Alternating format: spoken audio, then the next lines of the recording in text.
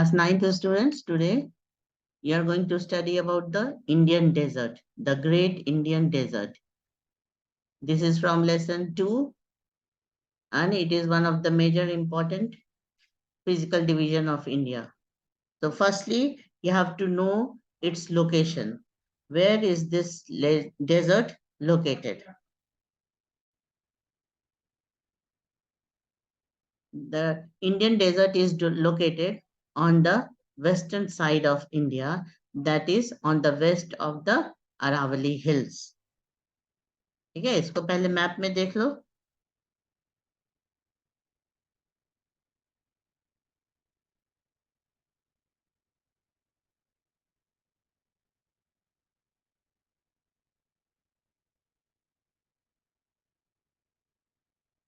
On page number 10. This is the main map. This is number 4, Great Indian Desert. The Indian desert lies on the west of Aravalli Range. This is Aravalli Range. Are you seeing this map?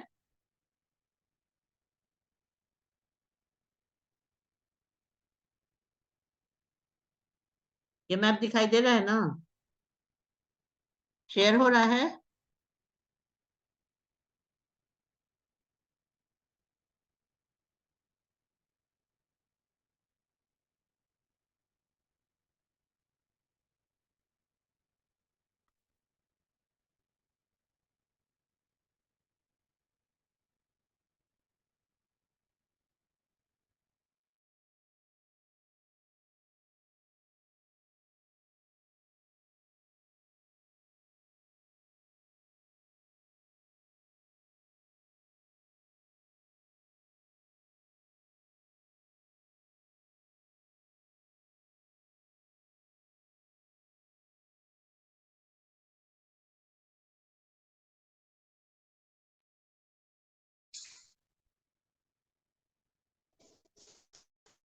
Anushka, हाँ बोलो.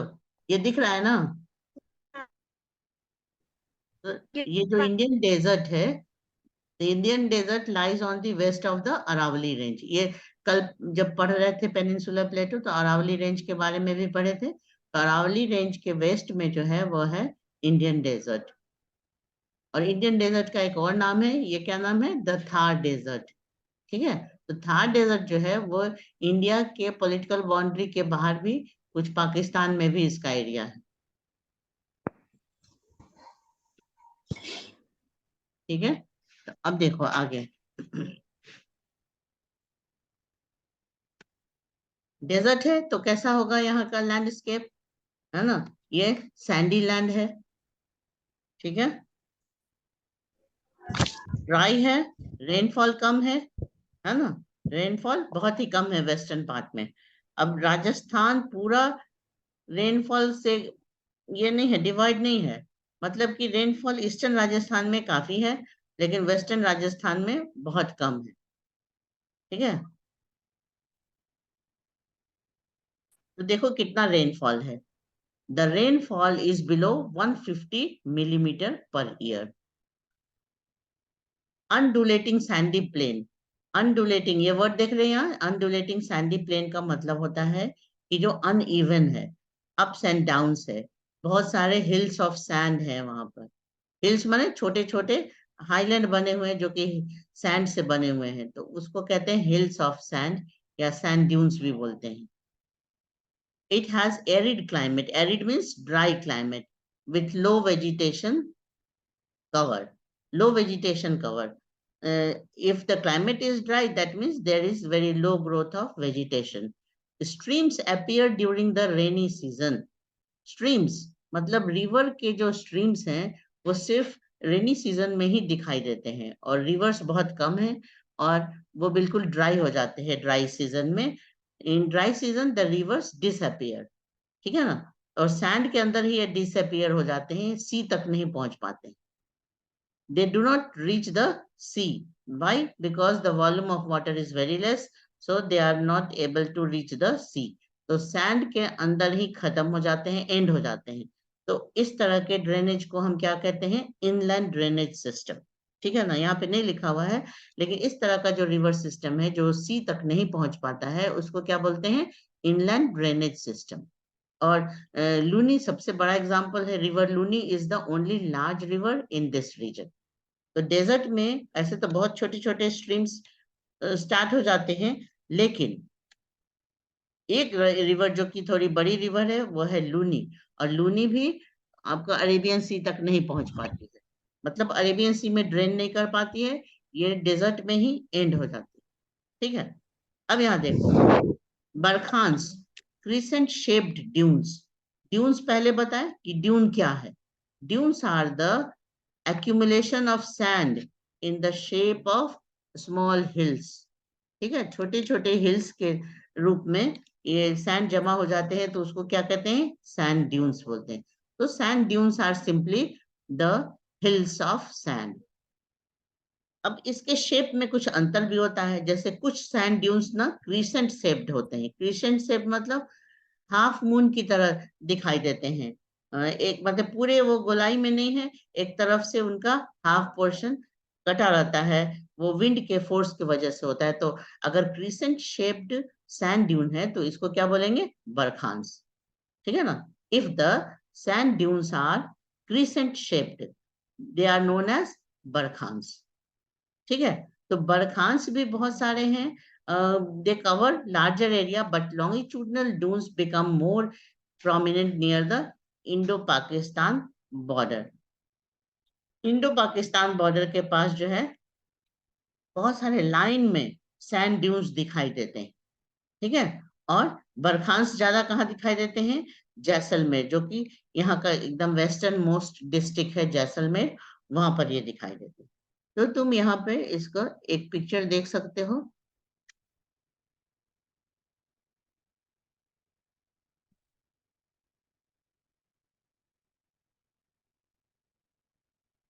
ये share हो रहा है, देखो तो।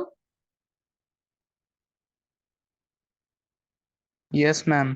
हाँ ठीक है, देखो ये सैंड जमा है इस तरह से, हिल के शेप में एक सैंड जमा है, और पूरा सैंड का जो हिल है उसको सैंड ड्यून बोलते हैं। लेकिन क्या होता है कि जब इधर से विंड ऐसे फ्लो करता है ना, ऐसे विंड ब्लो कर रहा है, तो इस तरफ के सैंड ऐसे स्लिप करते जाते हैं, इस तरफ के सैंड ऐसे नीचे की तरफ गिरते जाते हैं। तो इसलिए ये क्या हो गया, ऐसे हाफ मून की तरह हो गया ना यहाँ पे शेप। तो इस तरह का शेप अगर हो गया सैंड ड्यून का, तो उसको बोलते हैं बरखांस। ठीक है, तो सिंपली एक लाइन में इतना ही बोला जा सकता है कि the crescent shaped dunes, the crescent shaped sand dunes are known as barchans. ठीक है, बोलो व्हाट आर बरखांस।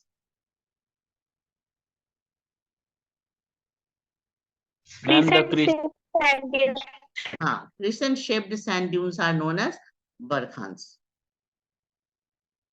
अब ये देखो बहुत सारे बरखांस जो है यहाँ पर फैले हुए मिलते हैं वेस्टर्न बॉर्डर पे इंडिया की। तो इस तरह का पिक्चर दिखाई देता है, इस तरह का लैंडस्केप दिखाई देता है डेजर्ट में। ठीक है, ये सारे के सारे क्या हैं, बरखांस है।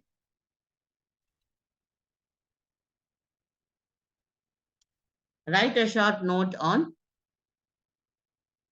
Write a short note on the Indian desert.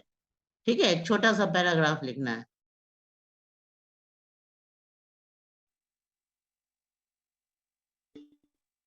Next topic है the coastal plane.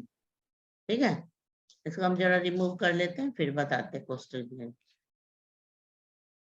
Coastal plain में भी एक क्वेश्चन लिखना है तुमको, क्वेश्चन नोट कर लो पहले।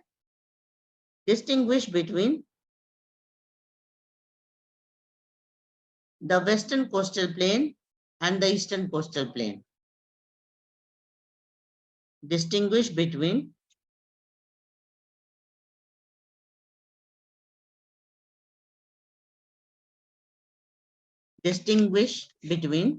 the western coastal plain and the eastern coastal plain. देख लिया क्वेश्चन, क्या लिखे, क्वेश्चन रिपीट करो। Ma'am distinguish between the Yes, western eastern coastal plain. हाँ, western coastal plain and the eastern coastal plain. अब ये कौन सा नंबर हो गया? फोर्थ हो गया ना। सबसे पहले आप पढ़े थे हिमालयास, ठीक है। उसके बाद पढ़े थे नॉर्दर्न प्लेन। तीसरे नंबर पे आप पढ़े थे क्या? द पेनिनसुलर प्लेटो। और चौथे में हम लोगों ने पढ़ लिया द इंडियन डेजर्ट। और ये फिफ्थ है। तो फिफ्थ में क्या पढ़ रहे हैं? कोस्टल प्लेन, ठीक है। तो कोस्टल प्लेन में आप फिर तुम मैप पे आ जाओ। मैप से ही बता देते हैं पहले।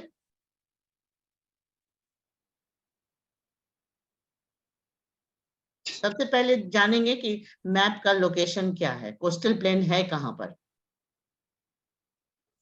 जब वेस्टर्न घाट माउंटेन पढ़ रहे थे तुम लोग, तो उसमें बताए थे,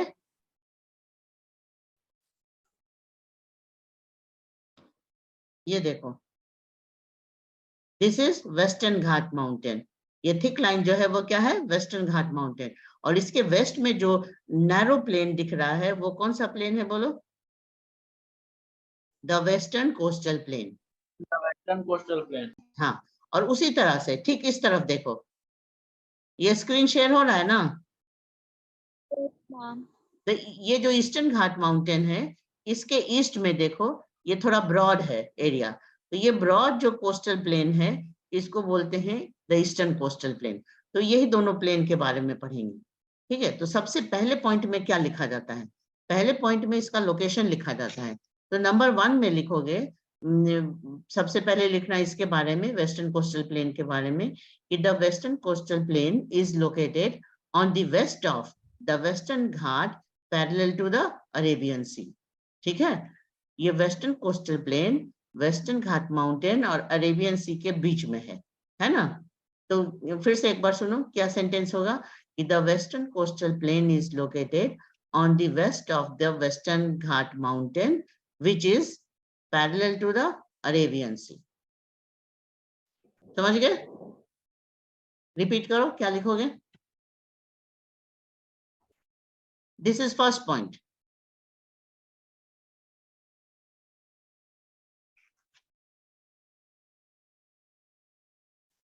और उसी तरह से फिर दूसरे ईस्टर्न घाट के तरफ तुम लिखोगे कि द ईस्टर्न कोस्टल प्लेन के लिए लिखोगे कि the eastern coastal plain is located on the east of eastern Ghat mountain which is parallel to the bay of Bengal. Are you listening?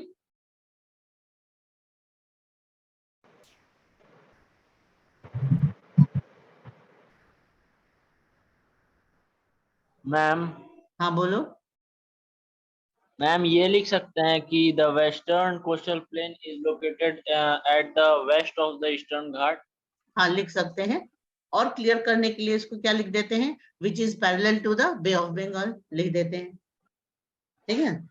तो ये पहला पॉइंट हो गया, लोकेशन। अब दूसरे पॉइंट में क्या लिखेंगे कि कौन सा प्लेन नैरो है और कौन सा प्लेन ब्रॉड है? ब्रॉड। तो ये लिखेंगे कि the western coastal plain is narrower, ठीक है, and the eastern coastal plain is broader. ये सेकंड पॉइंट हो गया। एक जो ये दूसरा पॉइंट जो है उसमें इसको लिखोगे कि ये नैरो है और दूसरे को लिखोगे कि ये ब्रॉड है, ठीक है। अब तीसरे पॉइंट में तुम इसके डिवीजन के बारे में लिखो कि ये कैसे डिवाइड किया गया है। तो लिखना कि the western coastal plain is divided into 3 parts, the Konkan, the Kannada and the Malabar. ये 3 पार्ट में डिवाइडेड है। देखो, इधर महाराष्ट्र के तरफ, महाराष्ट्र लेके गोवा तक, इसको क्या बोलते हैं? कोंकण प्लेन बोलते हैं। कर्नाटका में इसको बोलते हैं Kannad plain, KANNAD, Kannad, Kannad plain, ठीक है। और केरला के साइड में इसको लिखते हैं मालाबार प्लेन या मालाबार कोस्ट। समझ गए? रिपीट करो तो, what are the 3 divisions of western coastal plain?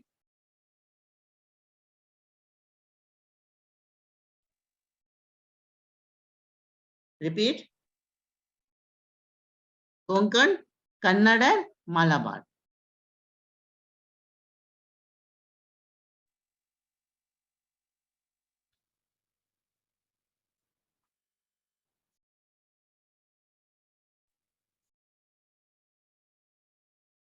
हाँ, अनम्यूट करके बोलो तुम लोग।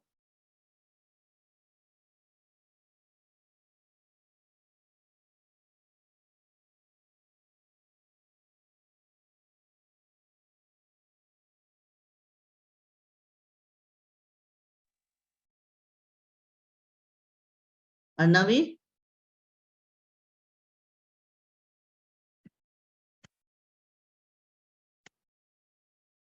अनम्यूट करो और बोलो। तो ये तीसरा पॉइंट हो गया, ठीक है।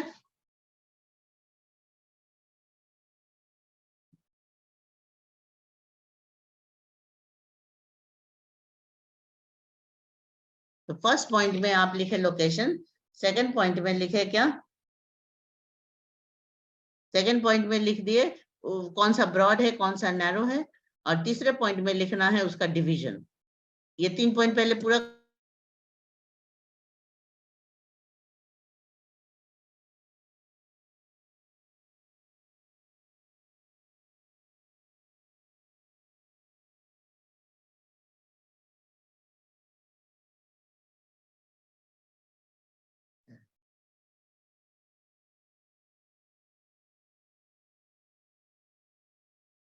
3 पॉइंट हो गए। अब फोर्थ पॉइंट में तुमको लिखना है रिवर्स के बारे में, ठीक है, कि वेस्टर्न कोस्टल प्लेन में रिवर्स कौन कौन से हैं और ईस्टर्न कोस्टल प्लेन में मेजर रिवर कौन कौन से हैं, ठीक है।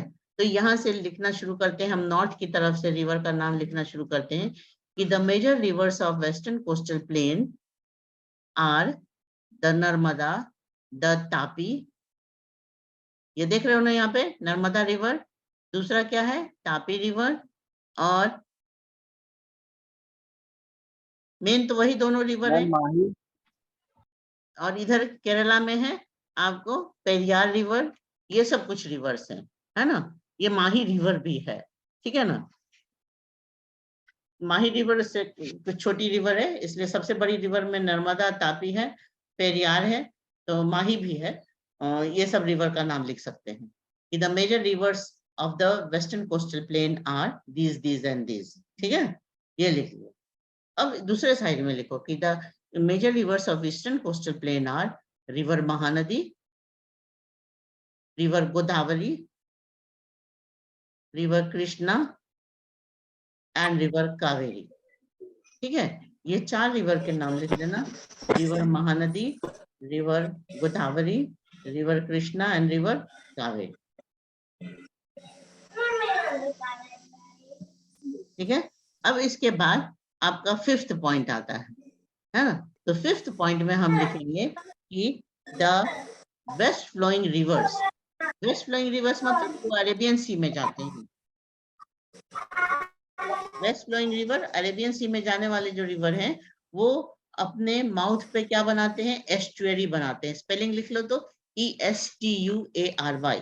The west flowing rivers like Narmada and Tapi form estuary at their mouth, the west flowing river form estuary at their mouth, ठीक है। और दूसरे साइड में लिखना द ईस्ट फ्लोइंग रिवर्स, ये जो है ना महानदी गोदावरी कृष्णा कावेरी, ये सब ईस्ट फ्लोइंग है। तो ये सब रिवर जो है वो अपने माउथ पे क्या बनाते हैं, डेल्टा बनाते हैं। तो फिर से सुनो इस पॉइंट को कि the east flowing rivers form delta at their mouth, ठीक है ना। अब एस्चुअरी और डेल्टा में डिफरेंस होना जान लेना चाहिए। तो एस्चुअरी वो हो गया जो अपने माउथ पे, रिवर का जो एंड है उसको माउथ कहते हैं, तो अपने माउथ के पास कोई डिपोजिशन नहीं कर पाती है रिवर, सारा रिवर का सेडिमेंट जो है वो सी में चला जाता है क्योंकि यहाँ स्लोप ज्यादा है, तो वैसे माउथ को एस्चुअरी कहते हैं।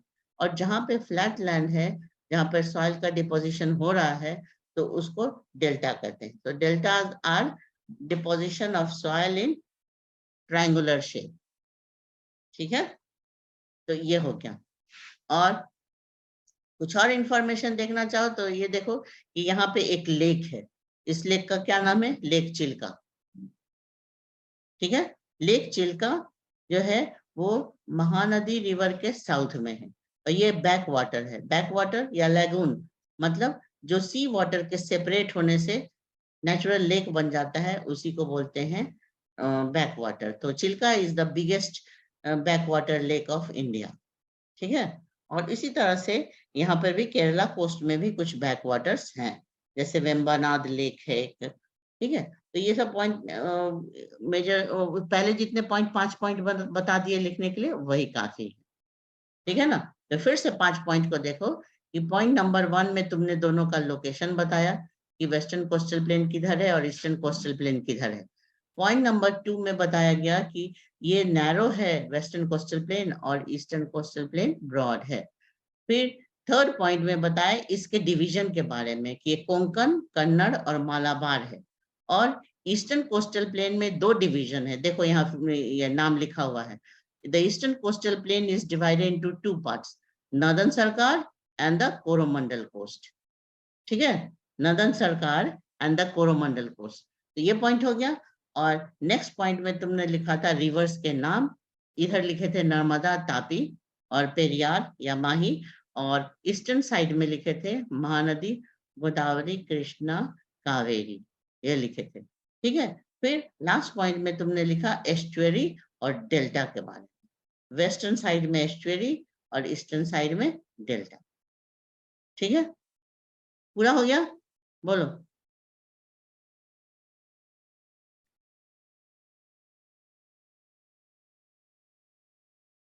So this is all about the description of the eastern coastal plain and western coastal plain and its answer also, ठीक है। मेजर इसमें यही क्वेश्चन पूछा जाता है कि distinguish between the western coastal plain and the eastern coastal plane. और इसके पहले के क्लास में तुम लोग लिखे थे वेस्टर्न घाट और ईस्टर्न घाट का डिफरेंस, तो यहाँ दोनों आंसर को बिल्कुल अलग रखना, ठीक है। पेनिनसुलर इंडिया में वेस्टर्न घाट और ईस्टर्न घाट का डिफरेंस लिखे थे पेनिनसुलर प्लेटो में, और आज क्या पढ़े, वेस्टर्न कोस्टल प्लेन पढ़े और ईस्टर्न कोस्टल प्लेन पढ़े। तो घाट और प्लेन दोनों अलग चीज है, ठीक है ना, दोनों का क्वेश्चन अलग अलग आता है, तुम उसको मिंगल नहीं करना।